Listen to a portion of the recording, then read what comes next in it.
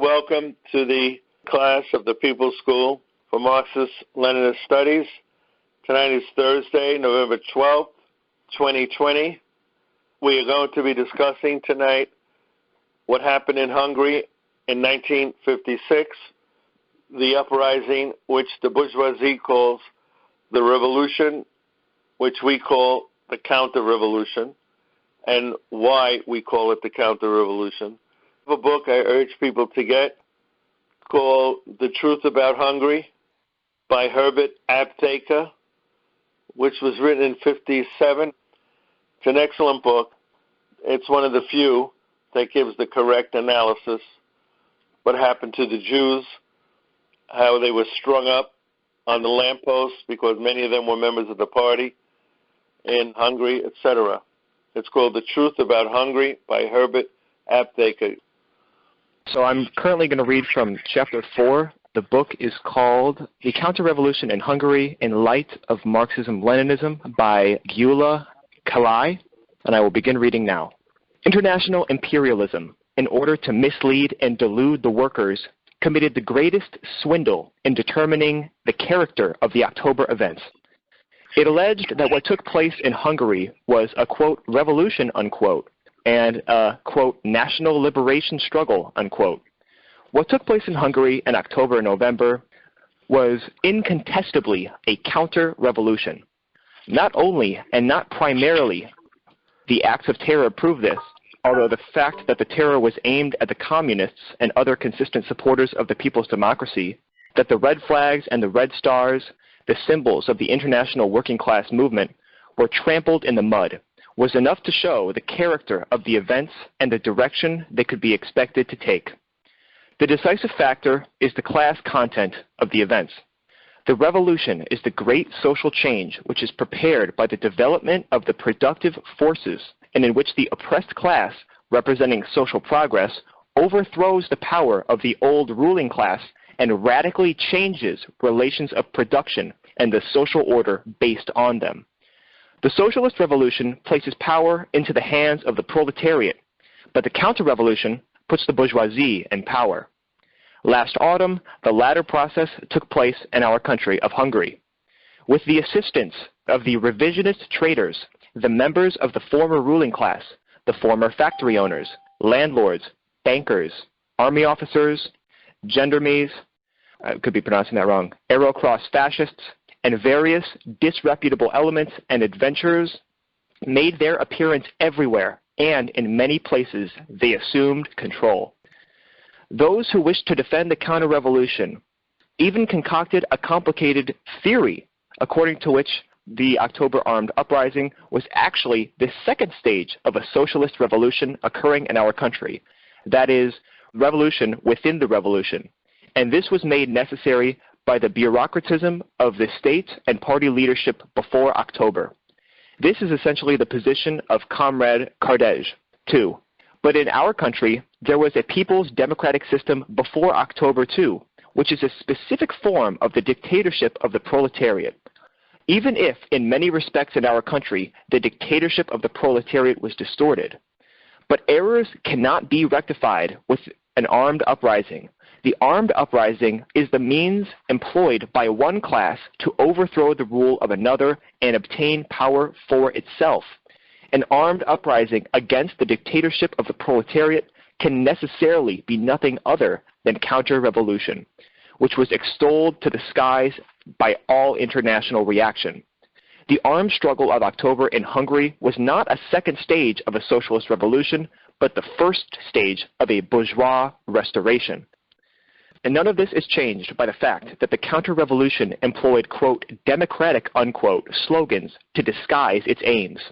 The character of the events should be judged not on the basis of the slogans, but of the acts of those participating in them. The armed uprising did not want to, quote, democratize, unquote, the people's democratic system. It wanted to overthrow it and replace it with a bourgeois system. The French newspaper Le Monde, which can hardly be accused of sympathizing with the people's democracies, wrote the following in an article on October 27th, quote, "It is becoming more and more apparent that the rebels are fighting not against the way the system functions, but against the system itself, unquote. But in the November 1st issue, the following could be quoted from its October 31st report. Quote, by the time dusk, masked by the smoke of the battles, descended on Budapest, which is the capital of Hungary, it was clear to everyone that the people's democracy was no more, unquote. It was really not their fault that it did not happen this way. The counter-revolution also voiced, quote, national, unquote, slogans, but the character of the events did not in any way become national. The only error in the relations between our country, Hungary, and the Soviet Union was that certain Soviet technical experts, apart from much useful guidance, sometimes gave us incorrect advice and we accepted it. Our state and party organs committed even greater mistakes when, despite warnings by the Soviet comrades, they uncritically copied the Soviet model and slavishly imitated the Soviet methods, which had evolved amidst completely different circumstances. Despite the relationship which had arisen between our country and the Soviet Union following Hungary's liberation was a relationship of a new quality between socialist countries. This was one of the sources and conditions for the great results we achieved in the building of socialism. The economic agreements concluded with the Soviet Union were especially advantageous for our country. The real truth is that the Soviet Union provided far-reaching support for the people's democratic countries, including Hungary, to the prejudice of her own immediate interests. The most recent shining proof of this was the aid extended in crushing the counter-revolution, when Soviet soldiers again shed their blood for the genuine freedom of the Hungarian people, and beyond this, the great economic assistance which the agreements concluded on the occasion of the Moscow talks will provide us. I wanted to mention a couple of things to give a background of what happened. First of all, Hungary was run by fascists, real, live fascists, members of a group called the Iron Cross, who was led by General Horthy, Horthy, an ally of Nazi Germany and fascist Mussolini and the Empire of Japan. That's who these people were. Anti-Semites to the core, pogromists, taking Jews out, sending them to concentration camps, and exterminating them like they were a species that was subhuman. These are the people that were in the counter-revolution. Who else was in that counter-revolution? The church. As a longtime Roman Catholic involved with the church again, I could tell you that the church has a history of supporting fascist, real fascist sources in the period of the 20s and 30s. The Pope Pius XII, I believe his name was, he was known by a lot of bourgeois historians as the fascist Pope. Why did they call him the fascist Pope? Because he gave blessings to Hitler when they forced Austria to join Germany in the Anschluss in the early 30s because they wanted a greater Germany. This was the church that allowed the Anschluss to happen and blessed it from the pulpits. Told the people who went to church, you got to support the Anschluss. There was a vote, and you have to support it and say ja, yes. So I want to give you the background of the church. This is not the church of 2020 led by the current Pope. This is a whole different church. The current Pope came out with a proclamation saying capitalism is not ethical.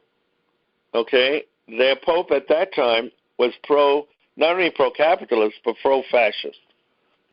Remember, imperialism goes along with fascism hand in hand, and as Comrade Lenin said, it's the highest stage of capitalism. So the church in Hungary was led by a cardinal named Mindszenty. This cardinal worked with the Iron Cross when they were in power.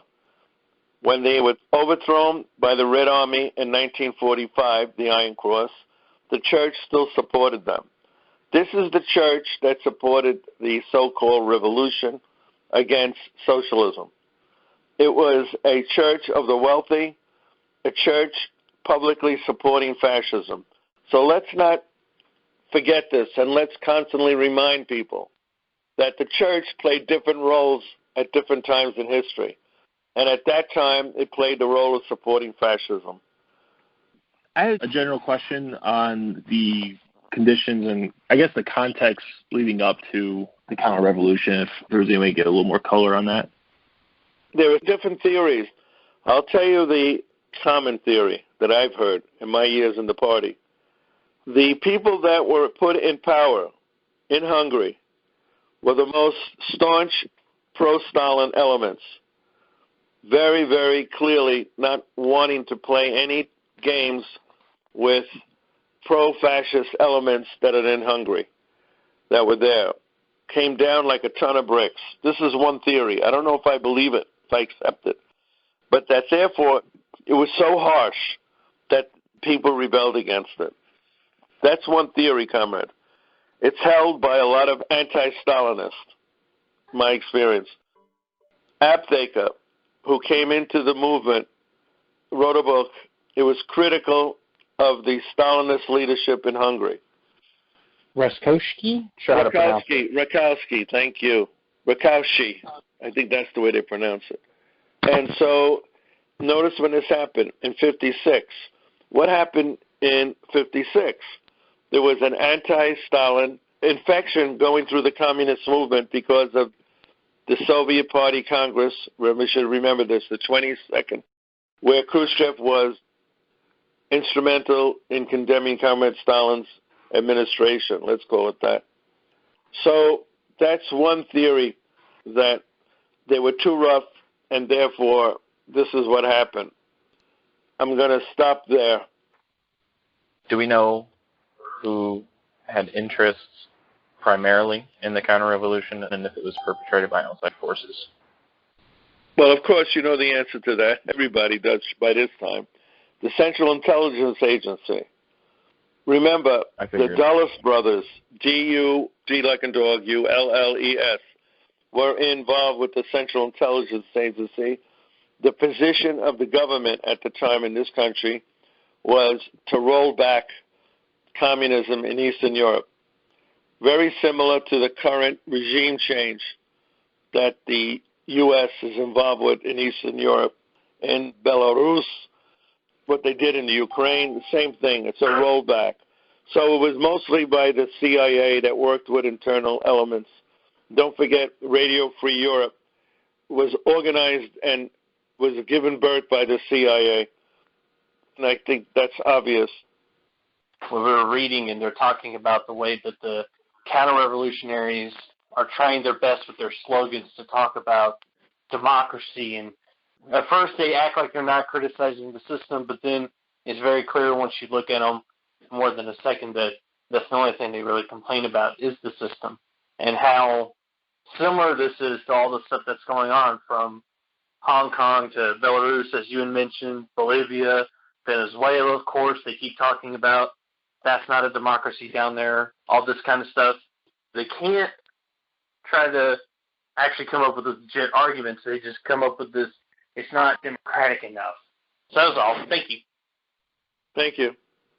I think the phenomenon of anti-Stalinism, if we see it after the October Revolution, proves that, on the contrary, that Stalin's position with respect to the international communist movement was staunch and Marxist-Leninist, because when he was alive, Stalin said that even under the dictatorship of the proletariat, there were exploitative classes who were hiding as progressive forces, and he indicated that the party must continuously conduct ideological battles to make the proletarian revolution or the dictatorship of the proletariat strong in terms of foundations.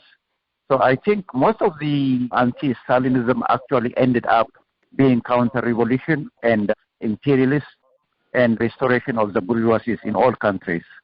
So I think Stalin was a very far-sighted and a staunch Marxist-Leninist in history.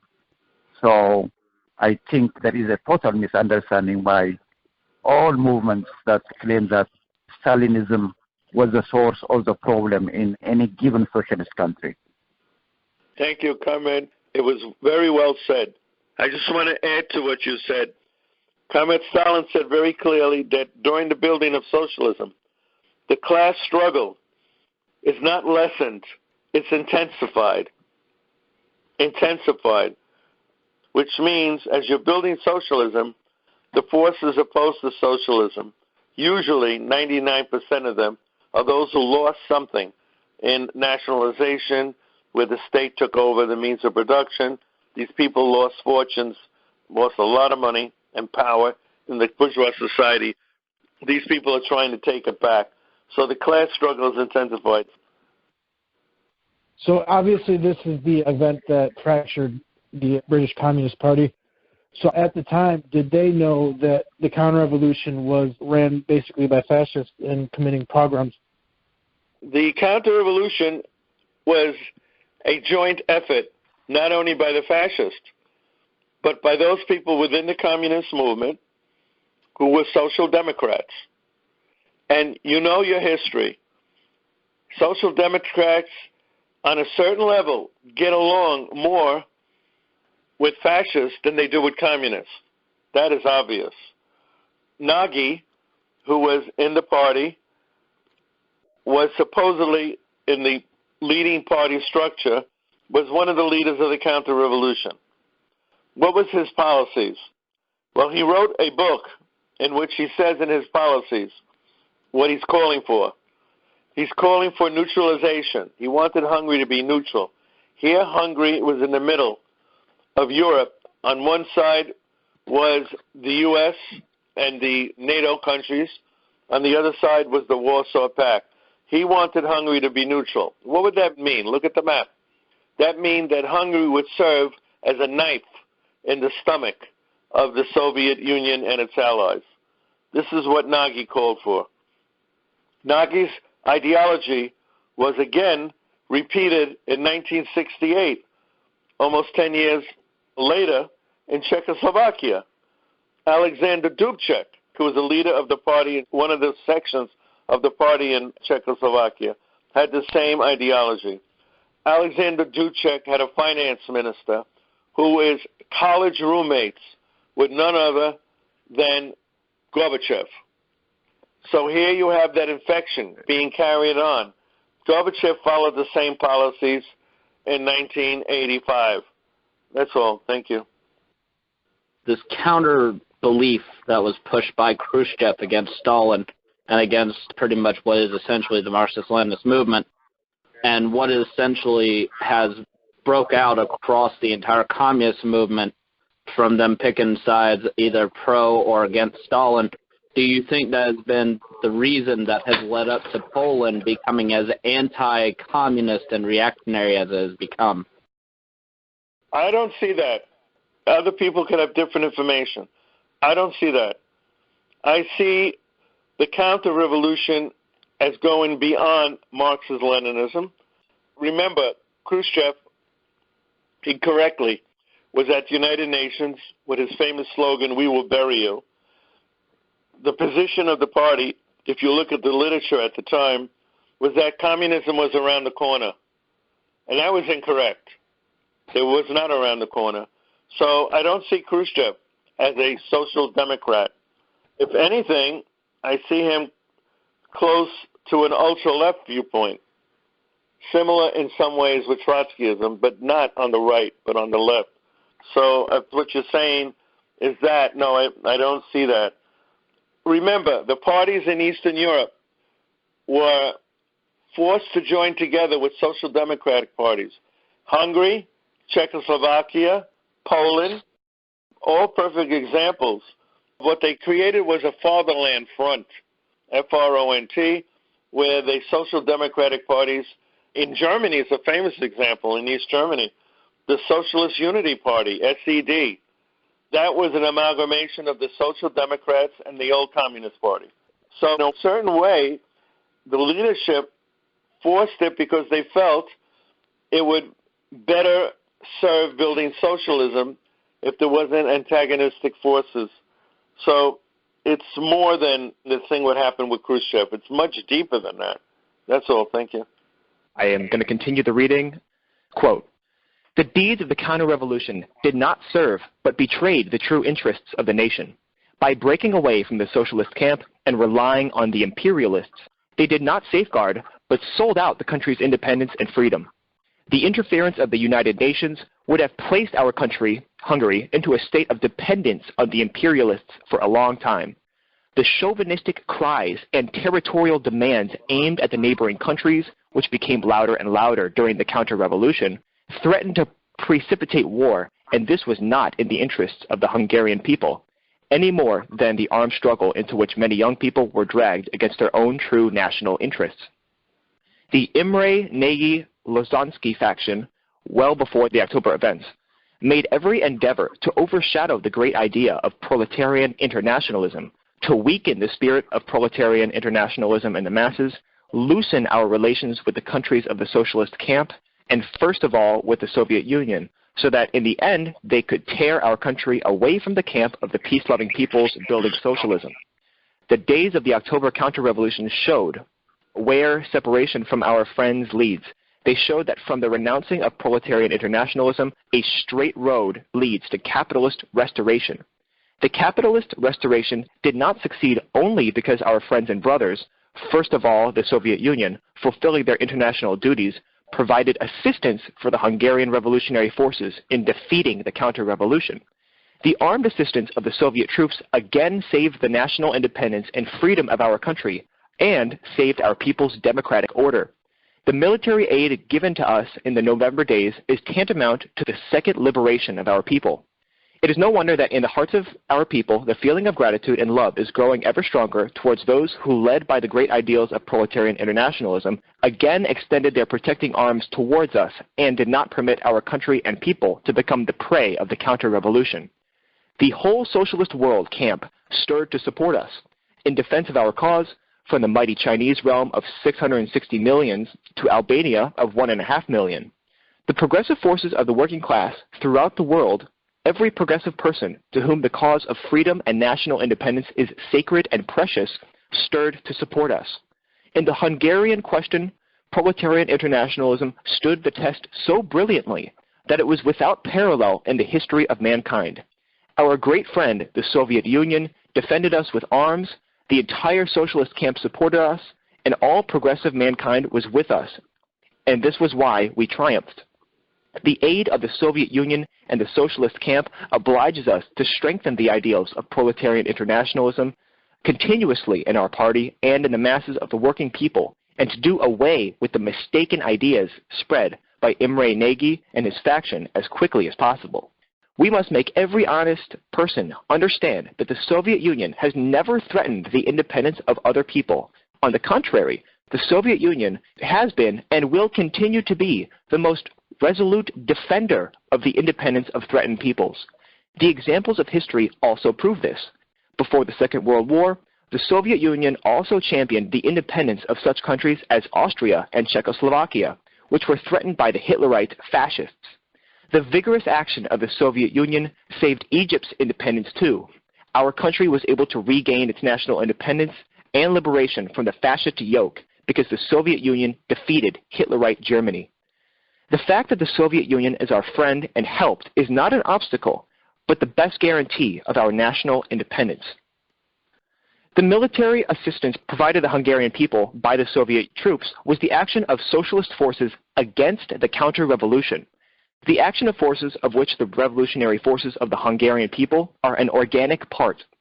The forces rallied around the Soviet army and the Hungarian Revolutionary Workers and Peasants' government are two detachments of unified forces of identical nature. Anyone who calls the assistance of the Soviet Union, quote, alien interference, unquote, casts aside the essence of proletarian internationalism. One of the main lessons of the October counter-revolutionary events is that the unity of the socialist camp must be strengthened. The most experienced, most influential, and strongest member of the camp, and therefore the leader and center of the camp, is the Soviet Union, which is building a communist society. Accordingly, we must consistently foster and continually strengthen Hungarian-Soviet friendship. Similarly, we must clarify the situation in the question of the mutual relationship between proletarian internationalism and true patriotism. The Hungarian Socialist Workers' Party, as the preserver and perpetuator of the nearly 4 decades heritage of the revolutionary communist movement, is following the principles of proletarian internationalism, but at the same time, it declares itself patriotic. In this country, just as in every other country, the communists fought the most for the country's genuine interests, independence, and prosperity. There is no political party or group, and there never has been any in the country, which has given as many martyrs for the country's independence and freedom as the Communist Party. This also obliges us to strengthen in our people the ideals of proletarian internationalism, which are in most complete harmony with the ideas of true patriotism. Can you take questions? So I was listening to the Soviet Union's engagement with the Hungarian counter-revolution, but I was also thinking about overall, how do we balance proletarian internationalism while simultaneously respecting national self-determination? National liberation is identification of a country's national, what the word is, liberation from colonial and foreign entrenchments. That's what national liberation is. Proletarian internationalism deals with the working class, that the working class of one country supports the working class of another country. That's proletarian internationalism. It is not different on a certain level, but on another level, it is quite different. The national liberation movement is a multi-class effort, whereas proletarian internationalism is just on our class. So when we have one working class society supporting another working class in another country, that's proletarian internationalism. When we support the Cuban working class, we support the Cuban people who have a government that represents their working class. So when we support the Cuban people, we're not supporting really Cuba. As a proletarian internationalism, we're supporting the Cuban working class. So I hope that gives some difference. Thank you. I was just curious if, besides their interest aligning, if the current regime of Orbán has any links to the counter-revolution. Orbán was at one time a member of the ruling party in Hungary. People should know this. He's not a Johnny-come-lately. He was political before. Like many people in the old Communist Party, whether it's Russia or Hungary or East Germany, these were elements that were susceptible to bourgeois influences. They were readily available to accommodate their ideology to the bourgeoisie. And that's why he went from one position to the next until finally, like Putin, he winds up on the anti-communist side of history. Putin is the same kind of thing, no different. And there were large numbers of people who, for whatever reason, gave up their former loyalty. So that's who he is. The very fact that there are reactionary sentiments within Hungarian society, nationality, is no different than what we had in other countries. If you look at what's going on between Azerbaijan and what's the other Armenia? name? Yes. They were brothers, and there was intermarriage during Soviet times. But once that brotherhood of nations was destroyed, the bourgeoisie in each section of each country pushes for nationalism. If you read my position on an e-blast where I said nationalism and internationalism, its implications for our party today, in it I quote Lenin where he talks about there are reactionary parts of nationalism and there are progressive parts. Certain points in history, reactionary is progressive, like in the national liberation movement. But in the issue of a developed country, nationalism can lead to fascism easily. So I don't know if I answered your question. Yeah, got it. I got it. My question had to do with playing devil's advocate as far as what the position was regarding the Soviet Union protecting the sovereignty of nations and never having acted against those interests, as far as the Winter War in Finland and the integration of Lithuania, Latvia, and Estonia. I think that the Poland partial occupation was strategic, but can you offer some insight into that? We have a pamphlet called What Happened in Poland in Those Years. It was produced in those years. I don't know if you know, but the Soviets had asked the Polish government, which was an anti-Semitic government. Did you all know that? One of the leaders was a general who came from a German background called Mannerheim. Even the name is German. And that's why Finland was very sympathetic towards Germany in the 30s. Now, the Soviets saw what was going on, easily, you could see, so they told the government in Finland, Leningrad is too close to the border. If there's a war, the Germans will come right in. And that's exactly what happened, by the way. The 900-day siege of Leningrad, which was a murderous, people were eating rats and sawdust and shoe leather because the Germans had surrounded the city. So the Soviet government knew this was going to happen. And so just like they knew the war was going to happen, that's why they had a non-aggression pact in 1939 with Germany, because the West was not willing to have an agreement. The Soviets were calling for collective security. You should write this down. And collective security started when Italian troops invaded Ethiopia. And the League of Nations, Russia was a member of the League of Nations, and the Russian representative stood up and said that we need collective security against the aggression of Italy.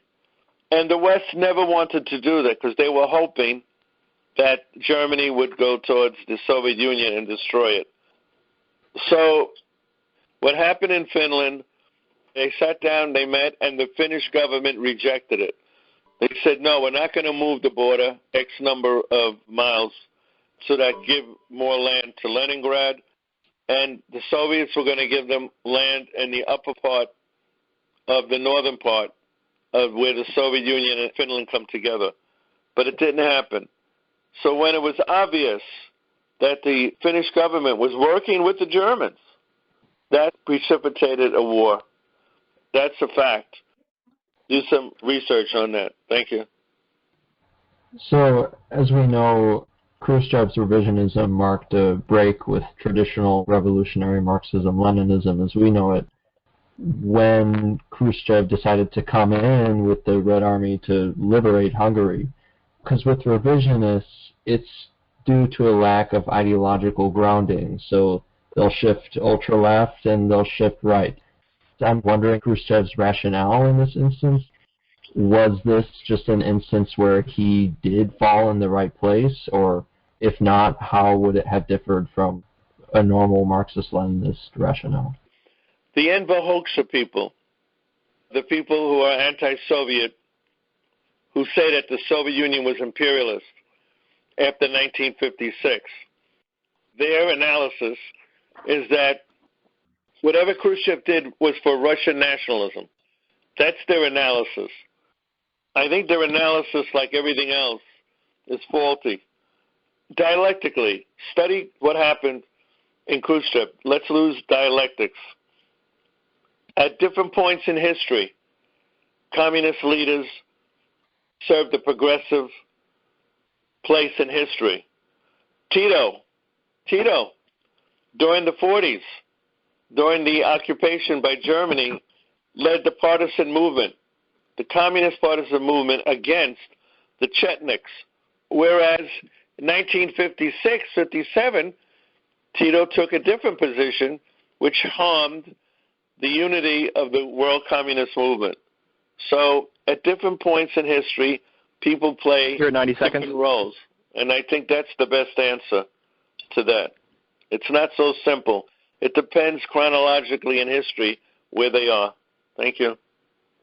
I don't know if you know about this, Angelo, but I'm pretty sure, and I could be wrong, I believe that the term Tankie was actually originated because of the actions of the Soviet Union and Hungary in 1956. I didn't know if you knew anything more about that. Yes, I do. I heard that slander constantly from petty bourgeois radicals. Petty bourgeois radicals, that's what they are. These are basically middle-class people who have become radicalized. And many of them are not even working, they're unemployed, so they form into what Marx called declassed. When you're not unemployed for a long period of time and you're away from the working class, you become declassed. Look up that term. And that's where it comes from. The Tankie term comes from petty bourgeois radicals. It doesn't come from communists. I don't know any communist who uses that word. None. The topic of Tankie, this originated specifically in opposition to communists, mostly in Britain, that were supporting the U.S.S.R. crushing the fascist coup that was happening in Hungary. It was created and mostly popularized by Trotskyites and anarchists, most of these ultra-left-leaning groups, that pretty much pushed against the communist forces. This has become so popularized that it even has transferred over to the ultra-left forces in America and the rest of Europe and so on. This became a massive slanderous insult towards pretty much anyone. It's even changed its origin, its main term, which was mainly going after what was considered authoritarian socialists, even so-called Stalinists and Maoists, as they call them, to now essentially just becoming an insult against anyone who is even remotely communist. That's pretty much where the term originated. When people actually use this term, the best way to shoot back at it is, at least I support a government that crushed a fascist coup. Thank you. I was just wondering if there was any controversy surrounding, after the counter-revolution, crushing of the counter-revolution. I know the term Goulash communism gets thrown around a lot as a term, and I was wondering if there was any controversy surrounding Hungary's socioeconomic moves that somewhat differed from the Soviet Union at the time. In 1953, there was an uprising in East Germany. It all happened at the same time, by the way. Study this. It was all the same, give or take a year or two. 1953 was, Poland was 1953 also, an uprising in Poland. There are not coincidences. It was all led in a symphonic effort by the American counterintelligence. They could not have done it if there wasn't people inside these countries that supported them. But it was a majority of the people. You don't need a majority, you need a minority. I was wondering if the Communist Party USA at the time, if there was any controversy about the changes of Hungary. Every time this happens, people leave the party internationally because the bourgeoisie still controls the mass media. And people left the party in 1939. Large numbers of Jewish members left throughout the world because they thought that the Soviets were going into bed with the Nazis. We were not able to give the analysis to as many people as we wanted to. So from 1939 all the way to 1956, all the way to 1968 in Czechoslovakia, even up to the area of 1979 when the Afghan revolution took place and Soviets helped them because Brzezinski, who was along with Carter, Democrats, again, the Democrats, always the Democrats, who were pushing for containment and change in that part of the world. So, yeah, it did affect everything. Remember, Workers' World Party was born in 1959, and you should know the reason why they were born. They split from the original Trotskyite party called the Socialist Workers' Party in the United States. And you know what they split over? Hungary. They opposed the counter-revolution in Hungary, Workers' World Party. Sam Marcy was the general secretary of that group. So I just want you to know it gave birth to the WWP. So far, some of the other comments have mentioned how part of this counter-revolution opposition was coming from the left communist position. I believe Angelo had said that's where Khrushchev was coming from, essentially, in his anti-Stalinism. And I think a really good example of this in modern day is there's been left communist opposition to the events in Hong Kong. You have people, again, calling out the quote-unquote Tankies for supporting the CPC's efforts to suppress what now obviously can be seen as more of this U.S. counterintelligence meddling and international meddling by the bourgeoisie to detract from communist China. Can you expand a little more on this left communist position and what leads people into this wrong line of thinking? Just let me tell you one thing. 89, there was a counter-revolution in China. 1989, Gorbachev goes and visits China on their anniversary in Tiananmen Square. You must have heard about this. Mm-hmm. Wherever Gorbachev went, he brought his infection with him. Remember, he was in Berlin celebrating the 40th anniversary of the German Democratic Republic. And like a true mafia that he is, Gorbachev, he kissed his Hanukkah on both sides of the cheek. Within a week or two, GDR was no more. Okay? He did the same thing in China. The Tiananmen Square thing, we should have a whole study on that. That Tiananmen Square thing was led by the sons and the daughters, right, of party leaders with their cameras and their well-dressed uniforms and their cameras from the West. They were leading that thing, and it was being pushed by Gorbachev. So without going much deeper into it, we need to talk about it. Who is behind these counter-revolutions? Who are behind them today? Who are behind them then? Previously, you had spoken on the conditions that led to the counter-revolution, and you were able to get to the anti-communist theory, and I was wondering what the other theory was. The other theory is the bourgeois theory.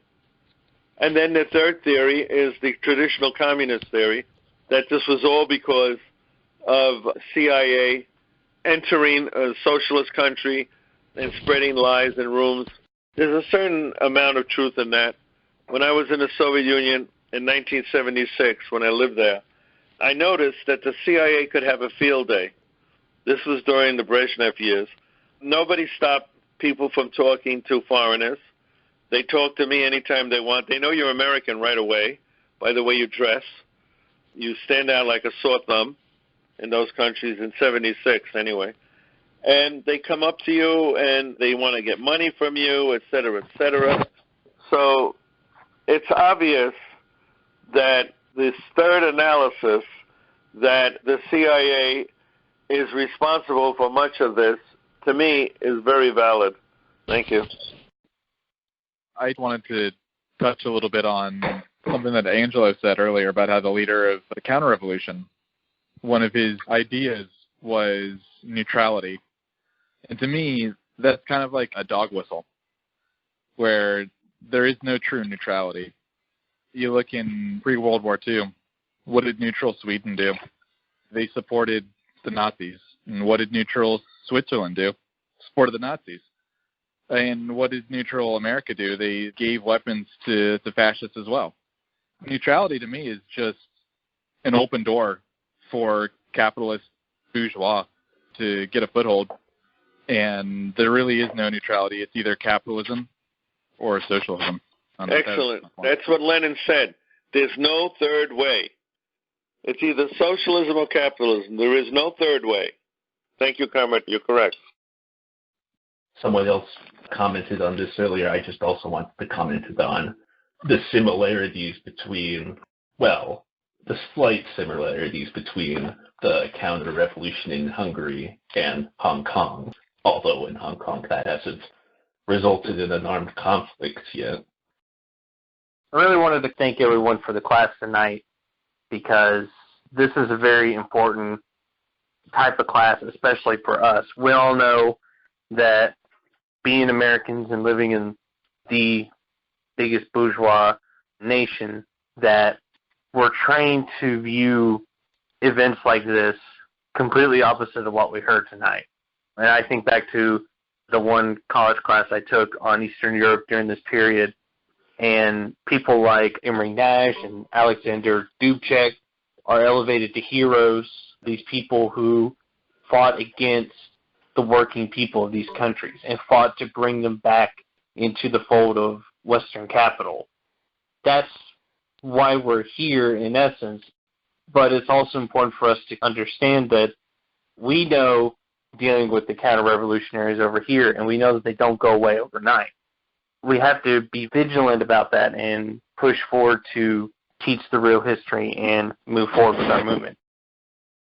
Yeah, it's funny we bring up the CIA clearly having its hands in this Hungarian counter-revolution. And we brought up Afghanistan, too. That whole thing was entirely planned by the CIA. They wanted the Soviet Union to get wrapped up in their own Vietnam, so they started that whole counter-revolution in Afghanistan and then funded the Mujahideen, who became the Taliban. So all of this stuff is just tied to America, which is the global bourgeoisie.